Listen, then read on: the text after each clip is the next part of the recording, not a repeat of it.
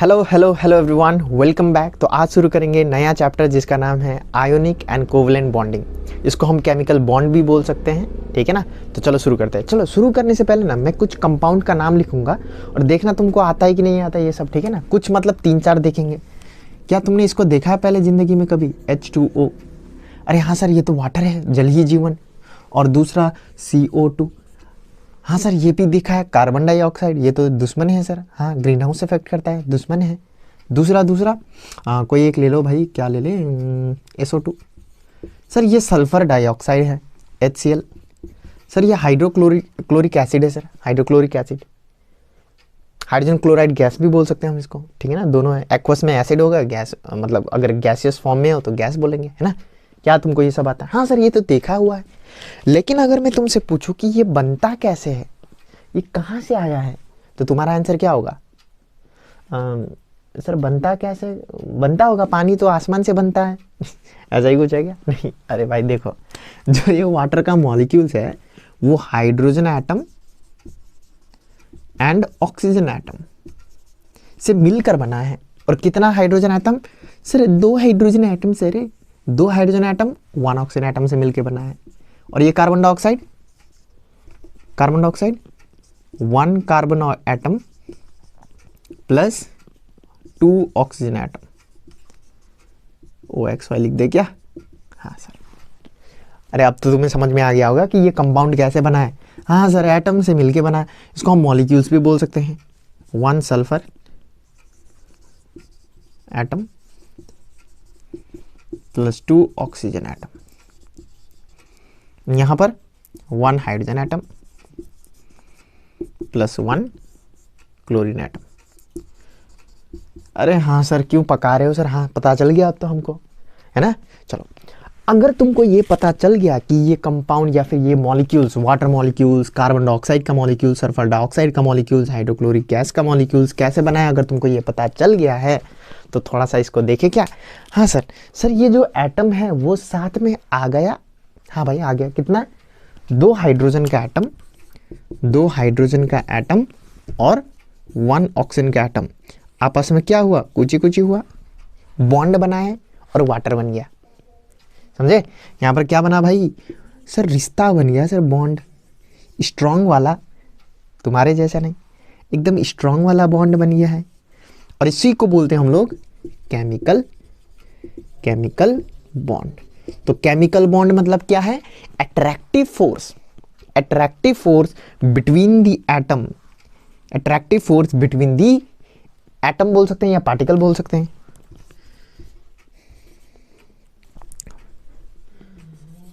Force of attraction between particle. कौन सा particle हो सकता है?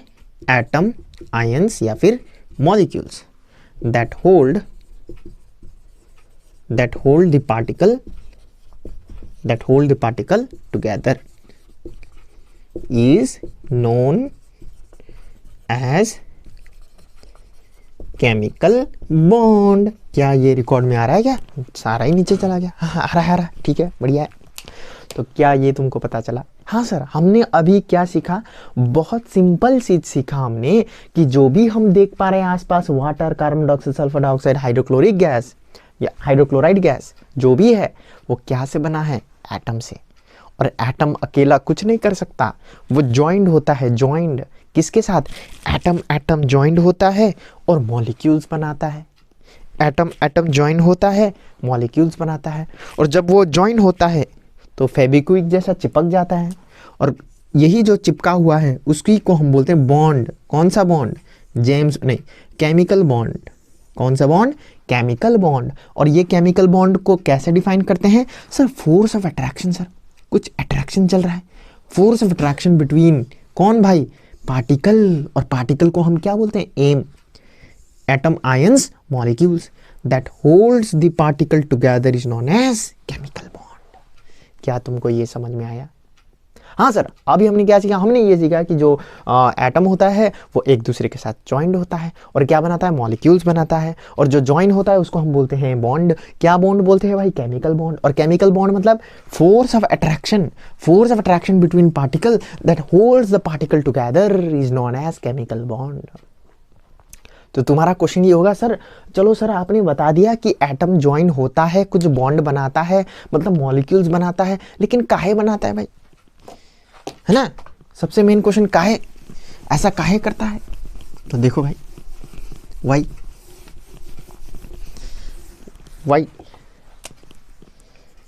वाई तो यहां पर ना बहुत सारा कॉन्सेप्ट आ गया। कॉन्सेप्ट, रीजन बताते हैं। रीजन नंबर 1 रीजन तो ये आया मार्केट में जब ये बात फैला, है ना, चारों तरफ एकदम गूंजने लग गया क्या, कि देखो भाई जो एटम होता है वो कंबाइन होके मॉलिक्यूल्स बनाता है, और जो एटम कंबाइन हुआ है ना, जैसे कि हाइड्रोजन कंबाइन होके क्या बनाता है, हाइड्रोजन गैस। तो ये जो चिपका है ना, इसको केमिकल बॉन्ड बोलते हैं। और केमिकल बॉन्ड मतलब जो अट्रैक्टिव फोर्स जो एटम या पार्टिकल या आयंस को अट्रैक्ट करके रखा, चिपक के रखता है टुगेदर। तो सबने पूछा हाँ चिपकता तो है, लेकिन क्यों। तो ऐसा सर खुजाने लगा साइंटिस्ट, हाँ क्यों। तब आंसर आया, 2-3 आंसर आया, 2 बता दें, ठीक है। 2, एक तो बोला गया कि जब वो लोग अटैच होगा तो उनका क्या होगा ना, एनर्जी कम हो जाएगा। तो यहां आया when atom combine their energy, potential energy बोलते हैं, देयर एनर्जी डिक्रीजेस। ऐसा कुछ कॉन्सेप्ट आया। मतलब जब 2 एटम आपस में क्या होते हैं, बॉन्ड बनाते हैं, तो एनर्जी रिलीज करते हैं। that is bonding is exothermic nature। मतलब जब 2 एटम बॉन्ड बनाते हैं तो एनर्जी रिलीज होता है, और जब एनर्जी रिलीज होता है तो स्टेबल होता है।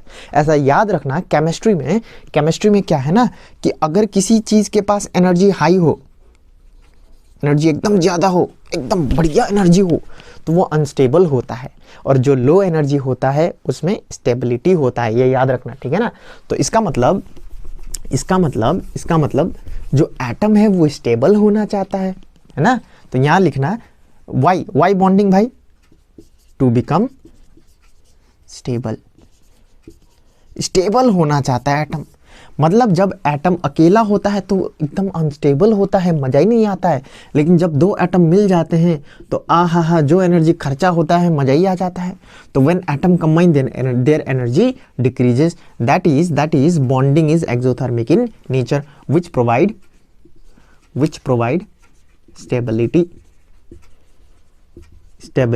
स्टेबिलिटी प्रोवाइड करता है, ठीक है ना। और दूसरा रीजन भी आया मार्केट में। दूसरा रीजन क्या था, जब नोबल गैस का डिस्कवरी हुआ, when noble gas was discover, 2 scientist था, बढ़िया साइंटिस्ट, रामसे और कुछ रेलाइट नाम है, रेलाइट। इन्होंने जब नोबल गैस का डिस्कवरी किया ना, तब क्या था, नोबल गैस का कैरेक्टरिस्टिक क्या होता था, लेस रिएक्टिव। क्या था भाई, लेस रिएक्टिव। और जब नोबल गैस का कॉन्फ़िगरेशन देखा गया तो उसमें देखा गया कि लास्ट में जो वैलेंस सेल है, जो लास्ट सेल होता है, उसमें कितना इलेक्ट्रॉन था, 8। जब पीरियोडिक टेबल करोगे तब एकदम पता चल जाएगा। अगर तुमने पीरियोडिक टेबल किया तो समझ में आ रहा होगा मैं क्या बोल रहा हूँ। नोबल गैस में जो लास्ट शेल होता है, जो लास्ट शेल होता है उसमें कितना इलेक्ट्रॉन होता है, लास्ट शेल में सर 8 इलेक्ट्रॉन होता है, 8 इलेक्ट्रॉन। और ये भी देखा गया कि नोबल गैस क्या होता है, स्टेबल, मतलब लेस रिएक्टिव। अरे समझ रहे हो कि नहीं समझ रहे हो। मतलब नंबर 1 रीजन तो वेरी सिंपल है कि जब एटम कंबाइन होता है, एनर्जी रिलीज होता है, तो वो स्टेबल बन जाता है। दूसरा रीजन, जब नोबल गैस का डिस्कवरी हुआ रामसे और रेलाइट ने, तब क्या हुआ, नोबल गैस का कैरेक्टरिस्टिक क्या था, लेस रिएक्टिव, एकदम कम रिएक्टिव होता है, किसी के साथ बात ही नहीं करता, चुपचाप से बैठा रहता है। और ये देखा गया कि जो नोबल गैस है उसका लास्ट शेल में कितना इलेक्ट्रॉन होता है, 8 इलेक्ट्रॉन। मतलब अगर किसी भी इलेक्ट्रॉनिक कॉन्फ़िगरेशन में लास्ट वाला सेल 8 इलेक्ट्रॉन है तो हम उसको स्टेबल मानते हैं। और एक बार, अगर किसी भी इलेक्ट्रॉनिक कॉन्फ़िगरेशन में लास्ट वाला सेल 8 इलेक्ट्रॉन है तो हम उसको स्टेबल मानते हैं। और एक बार, अगर किसी भी इलेक्ट्रॉनिक कॉन्फ़िगरेशन में लास्ट वाला सेल में 8 इलेक्ट्रॉन होगा तो हम उसको स्टेबल मानते हैं। समझ में आया? स्टेबल मतलब लेस रिएक्टिव। हाँ सर, समझ में आ गया। अब ये देखा गया कि जो एटम है, जो भी एटम है, अगर उसमें 8 इलेक्ट्रॉन नहीं है, कोई भी एटम है अगर उसमें 8 इलेक्ट्रॉन नहीं है, कहां पर? वैलेंस शेल में, तो हम उसको रिएक्टिव मानते हैं। रिएक्टिव। और वो रिएक्टिव एलिमेंट क्या करता है? कंबाइन करता है। Combine to form stable configuration. क्या तुमको ये समझ में आया? सर एकदम ऊपर से चला गया, ऐसा ही कुछ है क्या? वेरी सिंपल है। देखो, जब नोबल गैस का डिस्कवरी हुआ तो ये देखा गया कि नोबल गैस लीस्ट रिएक्टिव होता है। तो लीस्ट रिएक्टिव क्यों होता है, इसमें थोड़ा सा रिसर्च हुआ तो ये पता चला कि लीस्ट रिएक्टिव क्यों है, क्योंकि इसके लास्ट वैलेंस शेल में 8 इलेक्ट्रॉन है। तो अगर कोई भी एटम अनस्टेबल है, मतलब उसके पास लास्ट में 8 इलेक्ट्रॉन नहीं है और वो होना चाहता है स्टेबल, तो इसीलिए दूसरे एटम के साथ कंबाइन करके स्टेबल कॉन्फ़िगरेशन मतलब 8 इलेक्ट्रॉन करना चाहता है। समझ में आया? ठीक है। तो कोई भी एलिमेंट जिसका लास्ट शेल में 8 इलेक्ट्रॉन नहीं है मतलब वो रिएक्टिव होगा। और रिएक्टिव होगा मतलब वो दूसरा एटम के साथ कंबाइन करके स्टेबल कॉन्फ़िगरेशन बनाना चाहेगा, क्योंकि जिंदगी में सब लोग क्या होना चाहता है? स्टेबल। तो वो देखता है आहा काश मेरे पास भी 8 इलेक्ट्रॉन होता लास्ट सेल में। ठीक है, इसका एक एग्जांपल देख लेते हैं। फॉर एग्जांपल नियॉन का अगर तुम्हें एटॉमिक नंबर पता है तो कितना होता है? 10। तो इसका कॉन्फ़िगरेशन होता है 2,8। इसमें कितना इलेक्ट्रॉन है? 8, मतलब स्टेबल।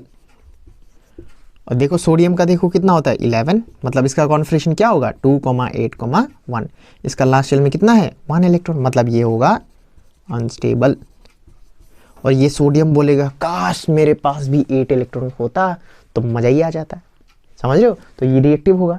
तो ये दूसरा एलिमेंट के साथ, दूसरा एटम के साथ कंबाइन करेगा और ट्राई करेगा कि जैसे तैसे इसका इलेक्ट्रॉन कितना हो जाए? 8। समझ में आ रहा है? तो ये दो रीजन है वाई एटम कंबाइन होता है सिर्फ एक ही मकसद के साथ, और वो है स्टेबिलिटी। एक कंबाइन होता है ताकि एनर्जी रिलीज हो जाए और मजा ही आ जाए, आहा एनर्जी रिलीज हो गया। और दूसरा स्टेबल कॉन्फ़िगरेशन मिल जाए, आहा कैसे भी करके 8 इलेक्ट्रॉन मिल जाए, बस काम बन जाएगा। तो ये सपना होता है एटम का। समझ में आ रहा है क्या? तो फटाक से कॉपी कर लो इसको और थोड़ा सा कंसेप्चुअल डेवलपमेंट कर लो। हो गया? चलो आगे बढ़ते हैं। कहाँ गया मिटना?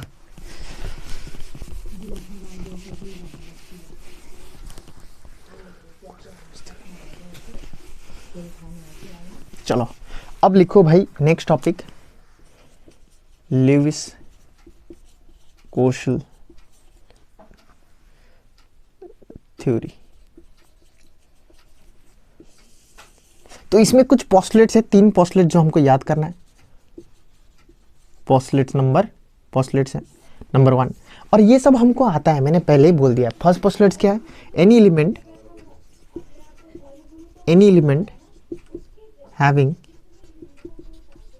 having less than 8 electron in the valence shell are unstable। थोड़ा कलरफुल बना दे क्या? थोड़ा अलग अलग कलर लगा के। Unstable, are unstable, that is they are they are reactive, मतलब रिएक्टिव होता, अरे ये तो हमने सीखा था ना, 8 इलेक्ट्रॉन मतलब तो नोबल गैस का कॉन्फ़िगरेशन हो गया, और अगर नोबल गैस का कॉन्फ़िगरेशन हो जाए तो मजा ही आ जाता है ना, सब लोग नोबल गैस बनना चाहता है। Number 2, atom try to get inert gas configuration. Atom try to get inert gas configuration if they have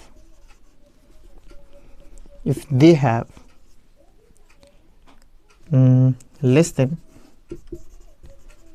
8 electron in the valence shell. यही तो सीखा था हमने, यही तो मैंने बताया था कि अगर एटम के पास 8 इलेक्ट्रॉन ना हो, उससे कम हो, तो क्या करेगा, वो अनस्टेबल होगा, रिएक्टिव होगा, और वो क्या बनना चाहेगा, इनर्ट गैस बनना चाहेगा, नोबल गैस बनना चाहेगा, ठीक है ना। तीसरा, they do so by combining with other atom, combining with other atom by sharing or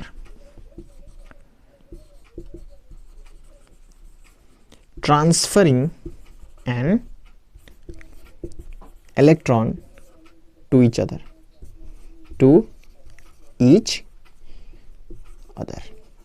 बस समझ में आया क्या।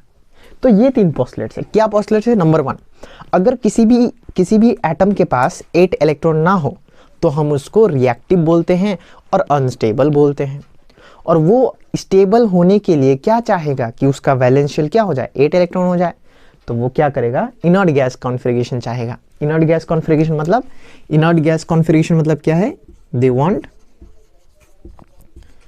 Want 8 electron in valence shell. और लास्ट वाला क्या है, और वो कैसे करते हैं, एटम कैसे करके इनर्ट गैस कॉन्फ़िगरेशन लाएगा, वो शेयर करेगा इलेक्ट्रॉन को या फिर ट्रांसफर करेगा, और वो कैसे करेगा वो हम नेक्स्ट लेक्चर में देखेंगे, है ना। तो ये लेक्चर में यही बस था, और एक और लिविस स्ट्रक्चर सीख ही लेते हैं ना। चलो खत्म करते हैं उसको, चलो लिविस स्ट्रक्चर करते हैं, उसके बाद खत्म करते हैं।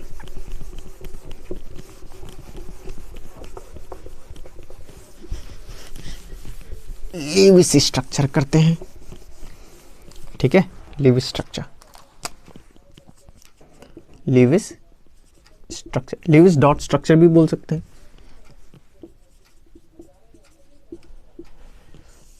तो कैसे होता है सर ये लिविस डॉट स्ट्रक्चर, तो ध्यान से देखो। जैसे कि अगर मैं लिखूं 4-5 करते हैं, ठीक है, hydrogen, helium, lithium, beryllium, boron, carbon, nitrogen, oxygen, fluorine, neon, sodium, magnesium, aluminium, silicon. चलो जितना करने से हो जाएगा। देखो लिविस डॉट स्ट्रक्चर में क्या करना है ना, जो लास्ट में इलेक्ट्रॉन है उसी को डॉट बना के दिखा दो। कैसे सर, हाइड्रोजन का एटॉमिक नंबर कितना होता है 1, तो इसका कॉन्फ़िगरेशन सिर्फ 1 होगा। हीलियम का atomic number 2, hydrogen, helium, lithium, beryllium, boron, carbon, nitrogen, oxygen,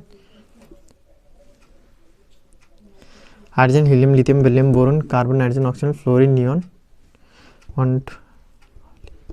hydrogen, helium, lithium, beryllium, boron, carbon, nitrogen, oxygen, fluorine, neon, 6, 7, 8, 9, 10, 11, 12, 13, 14। चलो देखो इसका कॉन्फ़िगरेशन क्या होगा 1, इसका कॉन्फ़िगरेशन क्या होगा 2, इसका कॉन्फ़िगरेशन क्या होगा 2,1, इसका 2,2, इसका 2,3, है ना। इसका कॉन्फ़िगरेशन 2,4, इसका कॉन्फ़िगरेशन 2,5, 5, 6, 7, इसका 2,6, इसका 2,7, इसका 2,8, इसका 2,8,1, इसका 2,8,2, इसका 2,8,3, 13 होगा ना, 2,8,4। तो ये सब तो तुमको आता होगा ना, ये तो पीरियोडिक टेबल में है। चलो हाइड्रोजन का लिविस स्ट्रक्चर देखते हैं। हाइड्रोजन लास्ट में कितना इलेक्ट्रॉन है 1, तो ये है 1, समझे। यहाँ कितना है, हाइड्रोजन 2, तो ये लो भाई, तो लिविज डॉट स्ट्रक्चर बन गया। यहाँ पर लास्ट में कितना है, 1 इलेक्ट्रॉन, तो लिथियम 1, बस। बेरिलियम के पास 2, तो बेरिलियम 2, कितना सिंपल है। बोरोन का 3 है, तो बोरोन का 1 2 3। कार्बन का कार्बन का 4 है, तो कार्बन का 1 2 3 4। नाइट्रोजन का 5 है, तो इधर बना देते हैं, नाइट्रोजन का 5 है, तो 1 2 3 4 5। ऑक्सीजन का 6 है, 1 2 3 4 5 6। फ्लोरीन का 7 है, तो फ्लोरीन में 1 2 3 4 5 6 7। नाइट्रोजन का 8 है, नियोन का 8 है, तो नियोन में 1 2 3 4 5 6 7 8। सोडियम का 1 है, तो Na में 1। मैग्नीशियम का 2 है, तो मैग्नीशियम में 2। एल्यूमिनियम का 3 है, तो एल्यूमिनियम का 1 2 3। सिलिकॉन का 4 है, तो सिलिकॉन का 1 2 3 4। क्या समझ में आया। तो ऐसे तुमको सिर्फ लास्ट में कितना इलेक्ट्रॉन है वो डॉट बना के दिखा देना है, तो तुम्हारा लिविज स्ट्रक्चर हो गया। ठीक है, चलो, थैंक यू।